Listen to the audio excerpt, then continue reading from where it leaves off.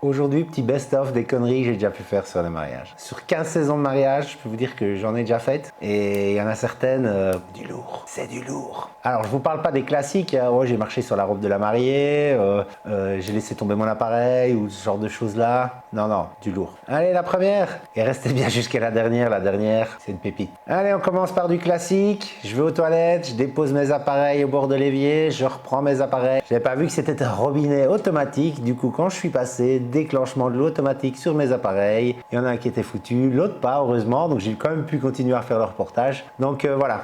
Bravo Anthony, bravo. Donc c'est pour ça qu'il faut toujours avoir 2 boîtiers le jour du mariage. Si jamais on a un ennui mécanique, il faut quand même toujours avoir du matos pour shooter. Donc 2 boîtiers. 2, je demande au marié, tiens, c'est lequel ton papa? Ah ben mon papa il est pas là, il est mort. Difficile de rattraper ça, difficile de rattraper ça. C'est pour ça que maintenant, lors de la préparation du mariage avec les mariés, je suis délicat et je demande si les mariés ont toujours leurs parents, s'ils sont toujours ensemble. Donc je pose quelques petites questions pour éviter ce genre de mésaventures. 3.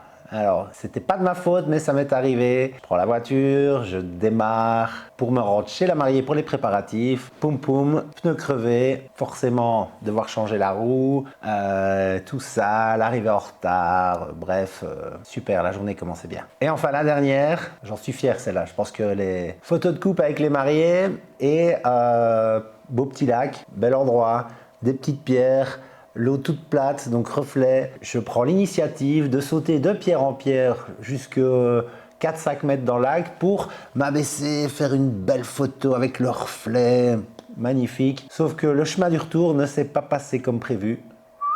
J'ai glissé, je suis tombé, bon la tête la première, on va dire ça comme ça, hein, la tête la première dans la vase, donc il y avait ça de vase, c'était vert, j'avais une belle chemise blanche, j'ai eu le réflexe de sauver mes appareils, donc je suis tombé comme ceci, les appareils en l'air, j'étais vert, je sentais la vase, c'était dégueulasse, une vraie catastrophe. Une vraie catastrophe. Heureusement, normalement, j'ai toujours des affaires de rechange que je prends avec moi dans la voiture pour pouvoir me changer dans des cas de figure comme ça. Sauf que cette fois-là, évidemment, j'avais pas. Je sais pas pourquoi, mais je vous assure que depuis, j'ai toujours des affaires de rechange.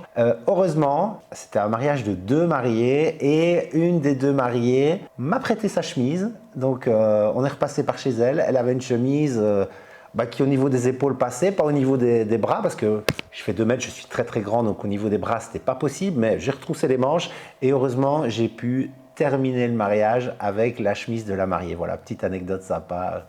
Donc faites attention où vous mettez les pieds, prévoyez des affaires de rechange. Dites-moi en commentaire ce que vous avez déjà fait comme connerie, hein, voilà, comme moi, si c'est encore plus...